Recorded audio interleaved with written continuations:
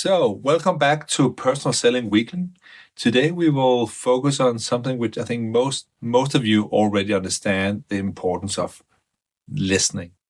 And when it comes to listening, well, there's a lot of people who have talked about different kinds of listening, how you're listening, to what you're listening, and so on. And already back in '85, many years ago, as a scout leader, I was introduced to this concept of active listening. It was as a part of the leadership training we were undergoing to become leaders in the Danish Scout Association.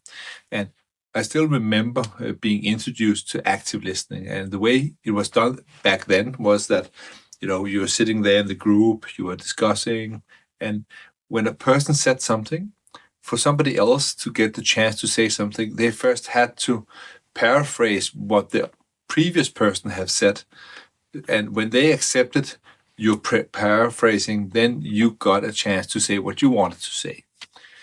And again, I don't know if I like the exercise, but I think there was some good thing from it that, okay, not everyone was speaking at the same time, and that there was actually some kind of quality check that what has been said was not just being forgotten and talked over, but I think also again later I came to the realization that this way of doing active listening is not very productive, because again, if you have to say back to a person what they said but using your own words, what you're in fact doing is distorting what they just said.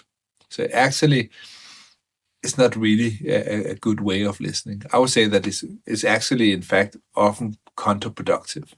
Because if a customer say to you, I really would like a fast resolution of this situation, and we need to have it done before the summer holiday. And you then say back to the person, okay, so we will do it fast and we will do it before the end of June. But what if their summer holiday only start mid-July? So again, you introduce some kind of misalignment between you and the other person. So within the satisfaction selling method and what we do, we are really encouraging people to not use active listening.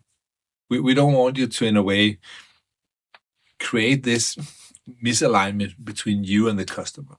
We are much more promoting what you could call curious listening or parrot listening, where you're actually able to really hear what the other person is saying and then repeating that back to them word by word. When you do that, the other person end up getting this feeling that, wow, you actually heard what they said, because they are hearing their words out of your mouth, not something else. And it tends to build much deeper rapport faster. And when the customer have this experience that you're actually hearing what they're saying because they can hear their words coming out of their mouth, they relax, they open up, and suddenly they want to speak more because you're not distorting what they're saying. You're not changing what they're saying into something else. They feel that, wow, you really respect them because they can hear that you have heard them. This shouldn't be confused with understanding what the customer have just said. But it's really the first step in getting to an understanding. Because when the customer starts to have this feeling that, wow, you're actually hearing what they're saying because they hear their words out of your mouth, now you get the permission to ask a deeper question. Now you get the chance to actually get to a closer understanding of what the customer actually means. So if they say, wow, we really want a fast resolution and before the summer holiday. So you want a fast resolution before the summer holiday. So for you, what is fast? And when do your summer holiday actually starts? And now you can move from the headlines, from the upchunked, to some more specific information about what the customer actually means. And when you do that, now you actually understand not just their words, And not just what you associate with those words, but what the customer actually associates with those words. And now you get much closer to an actual understanding of what the customer, just what the customer is saying, but what the customer actually associate with what they're saying. And I think this is what you want to master as a professional salesperson. What would it take to actually become a better listener?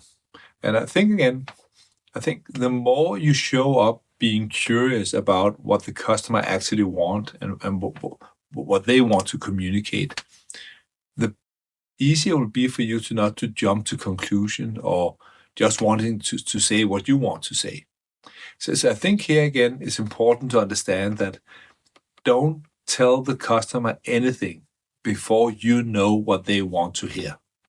And so again, before you actually know what the customer want and how they want it, don't talk, don't say anything, because you run the risk that you will tell things that's not fitting what the customer want, and then you're basically just shutting yourself off, and you will not get the deal.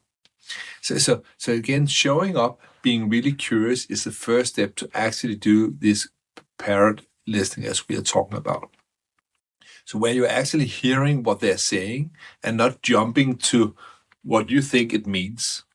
And I think this is not a common skill set. Most people jump to conclusions. So if a person says something, say, wow, we need a better quality. Immediately, most people will jump to, okay, I know what that means. Or we want a fast solution. Wow, I need what fast means. Or I want to meet next Friday in the afternoon. Okay, I know what afternoon is. But again, if you're not asking follow-up questions, clarifying what do you actually mean by afternoon? Is that at 3 o'clock, 2 o'clock, 4 o'clock? There is a chance that the customer will end up not feeling that you really understand. I think this is something which happens very often when human communicates. Most people think that they're actually communicating to themselves, or they behave as though they're communicating to themselves. They're not using the voice of the customer. I think the more you can actually show up being really curious, the easier it is for you to actually hear what the customer is saying.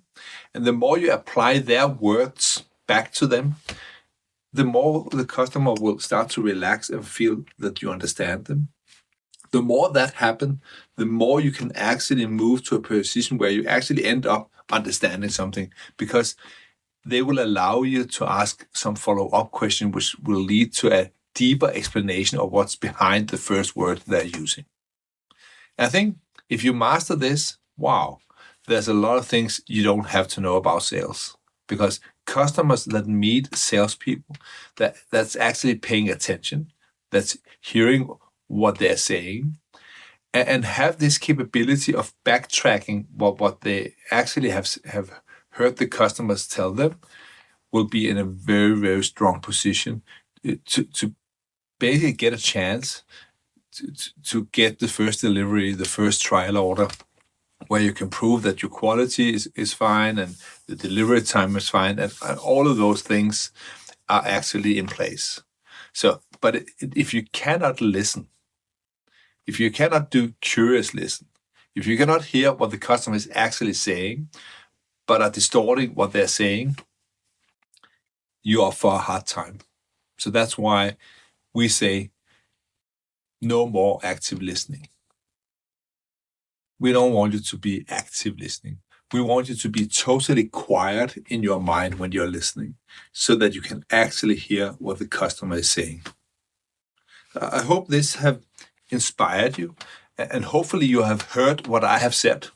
Hopefully you haven't distorted. And if you have any question about what I have said, then put them in the comments below. Subscribe, and then see you again next week, when we will follow up with some more ideas you can apply in your customer-centric work. So have a great week, and look forward to see you again.